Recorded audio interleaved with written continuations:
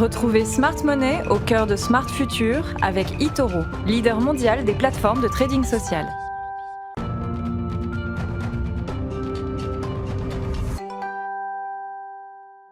Smart Money, comme chaque semaine, dans cette émission, on fait fructifier votre argent. Bonjour Antoine Fraisse-Soulier. Bonjour. Heureux de vous retrouver. Vous êtes responsable de l'analyse de marché chez eToro France. On va parler des GAFAM.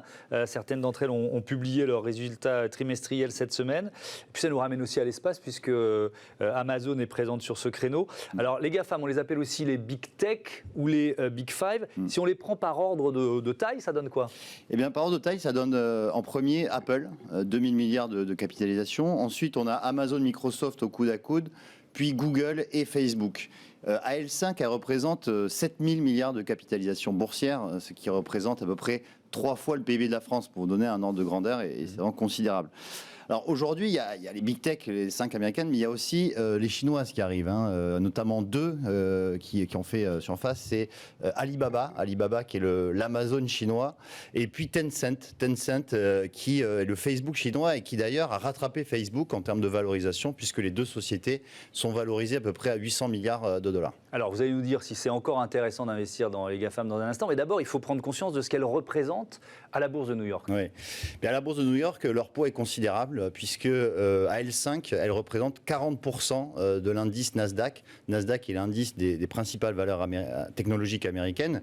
Et en termes de performance, eh bien, depuis le début de l'année, elle se comporte très bien, puisqu'on a Google qui prend 15%, on a Microsoft et Facebook qui sont autour de 35% de performance, et puis on trouve Apple à plus 60% depuis le début de l'année, et Amazon qui est plus 70% depuis le début de l'année. En termes de performance boursière, c'est vraiment très beau. Donc, si je vous entends bien, elle pèse de plus en plus lourd. Est-ce que pour autant, c'est intéressant d'investir aujourd'hui dans ce secteur ? Bien, aujourd'hui, si on veut savoir s'il faut investir, il faut regarder la cherté, le prix d'une action.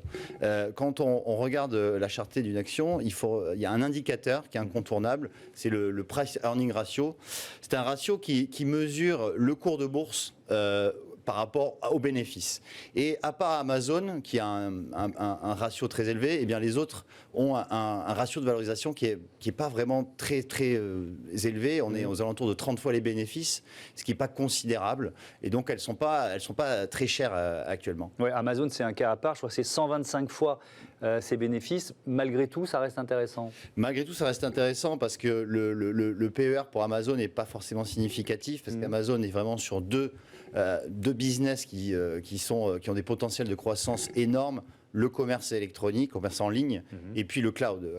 Ce sont deux business qui sont en train d'exploser, et donc du coup Amazon est quand même valorisé correctement. Oui, et puis on voit que la crise sanitaire bénéficie aussi Amazon sur ces tableaux-là. On va se projeter dans l'avenir. L'émission s'appelle Smart Future. C'est quoi l'avenir des GAFAM ? Eh bien, l'avenir des GAFAM, il est plutôt optimiste, puisque elles sont déjà leaders sur leur marché. Elles devraient le rester sur les 10-20 prochaines années. On a des ressources financières qui sont illimitées, et donc elles peuvent investir en R&D ou même faire de la croissance externe. Et puis en plus, elles se challenge entre elles. Par exemple, il y a 2 jours, Apple a annoncé vouloir lancer son propre moteur de recherche pour concurrencer Google. On a aussi dans le domaine spatial, on a Amazon qui est quasiment le leader avec Blue Origin, même si SpaceX et Tesla aussi, c'est vraiment assez important. Et puis aussi, c'est vrai qu'on a effectivement tout ce qui est très l'avenir, c'est bien sûr le cloud. Le cloud, c'est vraiment l'avenir. Et là, encore une fois, eh bien, Amazon est en train de concurrencer Microsoft avec sa plateforme AWS. Et puis c'est vrai qu'elle représente un nombre d'utilisateurs. Si on prend la galaxie Facebook avec WhatsApp et Instagram, ça représente combien d'utilisateurs ? C'est 2,7 milliards d'utilisateurs quotidiens actifs. D'accord. Actifs. Effectivement, c'est WhatsApp et Instagram. C'est juste assez dingue. Est-ce qu'il y a une maxime qui dit too big to fail, c'est ça ? On peut évidemment leur appliquer ça. On peut leur appliquer, c'est vrai que c'était une maxime qu'on donnait pour les banques en 2008. Donc bon, too big to fail, ça leur a pas forcément servi. Donc on va rester prudent quand même. On va rester prudent quand même, parce qu'on ne sait pas, les ruptures technologiques sont beaucoup plus rapides aujourd'hui. Mais aujourd'hui, on ne voit pas comment ces sociétés pourraient disparaître. Elles sont beaucoup trop de taille importante pour disparaître. Merci beaucoup, merci Antoine, à la semaine prochaine pour une nouvelle chronique dans Smart Future. Tout de suite, je vous propose de découvrir dans Smart Connect une start-up qui cartonne, c'est Agricoli.